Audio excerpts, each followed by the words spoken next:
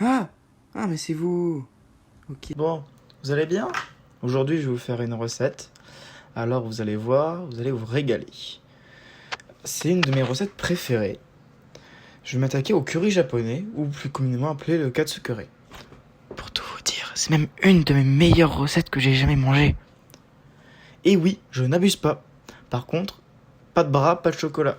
Toute récompense s'obtient après avoir travaillé, et celle-ci en vaut la peine. Mais ne vous inquiétez pas, je suis là pour tout vous expliquer, aucun problème. Finito pipo.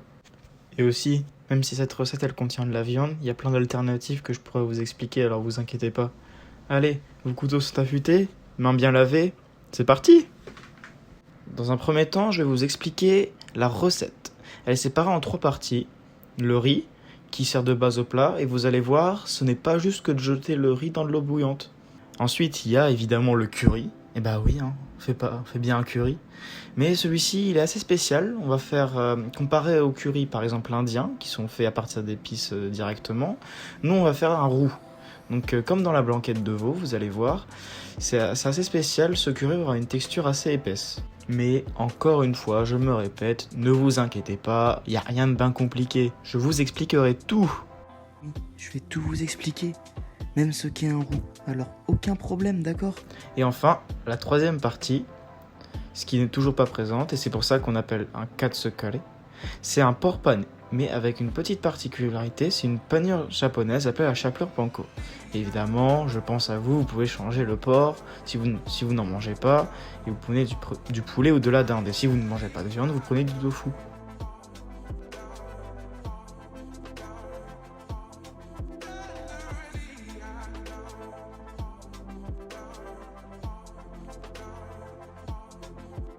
Tout d'abord, on prépare le bouillon qui servira à créer le curry.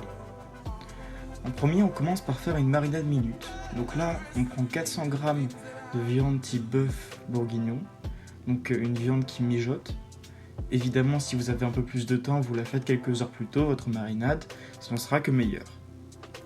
Donc en premier, il nous faut de la sauce soja. Donc j'ai mis plusieurs cuillères à soupe. Puis du vinaigre de riz, du saké, c'est de l'alcool japonais. Alors pour ceux qui ne boivent pas d'alcool, ne vous inquiétez pas, l'alcool s'évapore à la cuisson. Ici je n'en avais pas, donc c'était un peu compliqué, mais c'est pas très grave. Il faut aussi de l'huile de sésame et du miel liquide. Ne vous inquiétez pas, toutes les quantités sont dans la description. Maintenant, on passe à la cuisson de la viande. Donc dans une cocotte minute, mettez un fond de matière grasse, ici j'ai mis du beurre, et vous déposez tous vos morceaux de viande, attention, sans la marinade. Et vous les faites colorer à chaque face, mais attention, mettez la cocotte minute à feu fort, d'accord? Pour ceux qui ne mangent pas de viande, vous pouvez passer cette étape et juste prendre du bouillon.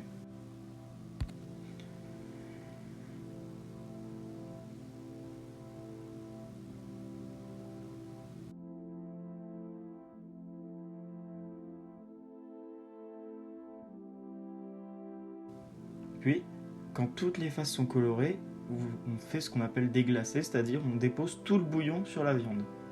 Puis on met le couvercle sur la cocotte minute, on la scelle pour avoir l'effet escompté, et enfin on baisse le feu pour mettre à feu minimal et on laisse reposer 1 heure.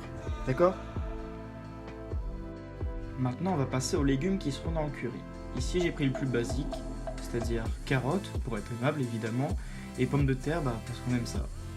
Mais il y a aussi de l'oignon, et vous n'êtes pas obligé, mais j'ai pris une aubergine, juste par souci de conservation, parce qu'il fallait en utiliser tout simplement. Donc déjà, pour votre carotte et l'oignon, vous pouvez juste utiliser ces 3 carottes, oignons et patates. Vous pourrez voir, ce sera délicieux, je peux vous l'assurer.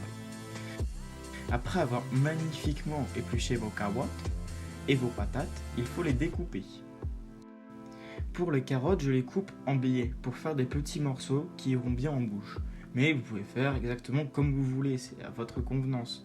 Vous pouvez faire des morceaux un peu plus gros, un peu plus petits, ça dépend de comment vous aimez la forme de vos légumes tout simplement. Idem pour les pommes de terre, j'en ai fait des cubes assez gros parce que j'aime bien la mâche du féculent. Et tadam, pour aller plus vite, j'ai découpé les autres légumes en avance, donc pommes de terre et carottes. Alors, pour l'aubergine, j'ai fait exactement comme pour la pomme de terre. Bon, en soi, vous n'êtes pas du tout obligé de la mettre si vous n'aimez pas, hein. Et enfin, je mets les dés de pommes de terre et les morceaux de carottes dans une casserole remplie d'eau à feu moyen et je laisse cuire. Pour savoir si c'est cuit, c'est très simple. Vous prenez une pointe de couteau et vous la plantez soit dans la carotte, soit dans la pomme de terre, donc en soit dans les deux. Et vous allez voir s'il y a une certaine résistance, c'est que c'est encore cru, tout simplement. Je vais vous montrer comment bien faire le riz. Alors pour ce curry, j'ai pris du riz rond. Donc vous pouvez très bien prendre du riz à risotto en grande surface, c'est assez similaire si vous n'arrivez pas à en trouver. Donc là ce que je fais c'est ce qu'on appelle le lavage du riz. Donc c'est pour retirer tout l'amidon présent à la surface du riz. Et vous voyez comment l'eau est très trouble. Ça signifie que le riz, ça signifie que le riz est pas propre du tout. Donc on va le retirer. L'amidon, hein, pas le riz. Là, ce qu'il faut faire, c'est continuer le rinçage pendant au moins 3 à 4 lavages. Puis laisser reposer le riz pendant 15 minutes dans l'eau du rinçage. Après, parce que quand même, il a été bien secoué, il faut qu'il se repose.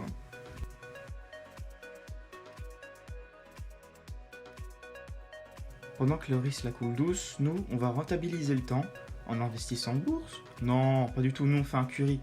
Du coup, on va couper l'oignon, avec de quoi vous protéger les yeux sous peine de pleurs sans fin. Pour les couper, je vous donne mon petite astuce. Donc vous allez faire un quadrillage. Tout d'abord, on coupe en deux pour retirer la première peau.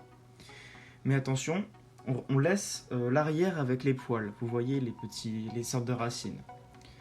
Et enfin, avec votre magnifique couteau, vous coupez en horizontal et vertical votre oignon pour faire une sorte de quadrillage. Et vous verrez, ça fera des petits cubes magiques. Pour cuire le riz, je ne vous l'ai pas expliqué, c'est vrai, c'est un petit peu bête. Après vos 15 minutes pour l'avoir laissé se reposer, vous retirez l'eau et vous mettez le riz dans une casserole. Ensuite, pour 100 g de riz, vous déposez 110 g d'eau dans la casserole. Puis, on couvre la casserole, donc avec un petit couvercle, voilà, pour faire tout mignon, hein, et on porte à ébullition, donc à une grosse ébullition jusqu'à ce que l'eau touche le couvercle. Et enfin, on coupe le feu et on laisse reposer 10 minutes, tout simplement. Et après, c'est cuit. Il faudra juste après mélanger un petit peu le riz pour éviter qu'il accroche trop et l'aérer, et ce sera fini. Maintenant, on va passer à la panure du porc. Donc moi, j'ai pris une côte de porc, mais attention, pas dans l'échine, parce que je trouve ça un petit peu trop gras, sachant qu'on va le faire frire. Donc là, ce que je prends, c'est ce qu'on appelle de la chapelure panko. Donc cette chapelure, elle diffère un petit peu parce qu'elle est un peu plus épaisse. Donc ça donne un côté un peu plus aérien à la panure. Donc en fait, c'est tout simple, hein. Vous prenez du pain de mie blanc, vous le mixez et enfin vous le faites sécher au four. Voilà.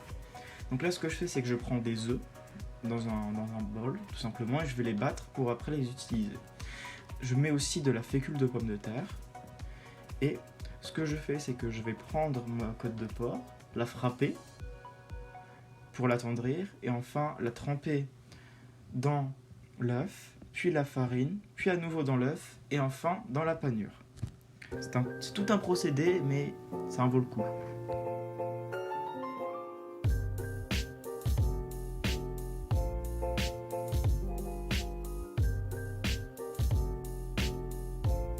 Là, on passe au roux. Alors, je vous explique, c'est pas Ron Weasley, non.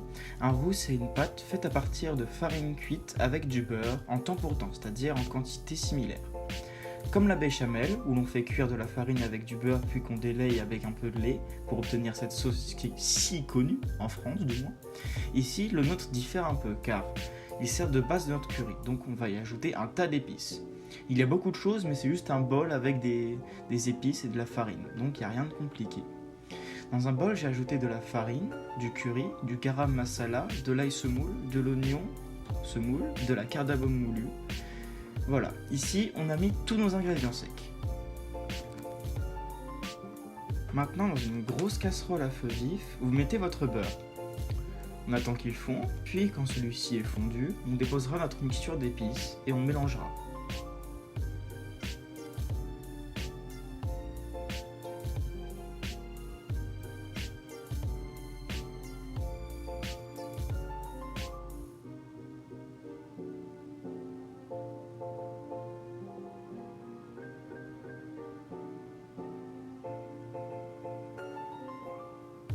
Donc là, maintenant que le beurre est fondu, on a ajouté toute notre mixture et là on forme le roux. Donc vous allez voir, c'est pas très beau, pas très appétissant, ça n'a pas une très belle couleur à cause des épices, mais je peux vous assurer que déjà à partir de ce moment, il y a des émanations de l'odeur des épices qui sont à tomber par terre. Donc maintenant, ce qu'on fait, c'est que là on forme la pâte du roux. Donc là, vous voyez bien, la farine, notre mélange a absorbé tout le beurre et forme une pâte. Quand la pâte est bien formée, on vérifie si tout est bon, c'est-à-dire à votre goût. Ici, j'ai rajouté un petit peu de curry et de garam masala. Puis, on y dépose l'équivalent d'une gourde de compote et une cuillère à soupe de miel liquide. Donc, je l'ai fait l'étape d'après, parce que j'avais un petit peu oublié, mais bon, on va passer à côté, d'accord ? D'ailleurs, à ce stade-là, on a fait 90% de la recette. Ah, je vous ai dit qu'il n'y avait pas de quoi s'alarmer, hein ? Maintenant que toutes vos délicieuses préparations sont faites, on va prendre notre merveilleux bouillon et y déposer une louche dans la casserole. On va délayer le roux petit à petit pour limiter tout grumeau en rajoutant petit à petit le bouillon et en mélangeant bien. Comme ça va nous donner un curry très lisse et soyeux. Comme un coussin.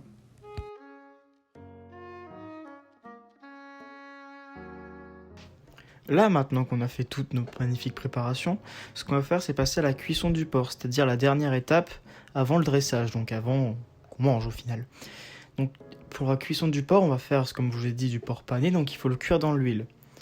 Dans l'huile, il faut qu'elle soit à température environ 160-170 degrés. Et pour vérifier si à la température, si vous n'avez pas de thermomètre, vous prenez un petit peu de chapelure, un petit peu de riz et vous la jetez dans l'huile. Sans être violent, évidemment. Si celle-ci se met à faire plein de petites bulles, ça veut dire que la température est bonne. Ensuite, je vais vous montrer la cuisson, mais c'est simple, vous prenez la viande et vous la mettez dans l'huile. Puis, quand elle sera bien colorée, vous la sortez. Et enfin, pour vérifier la cuisson, vous la coupez en deux. Si elle est encore colorée, c'est-à-dire elle est encore rosée, ça veut dire qu'il faut encore la laisser cuire.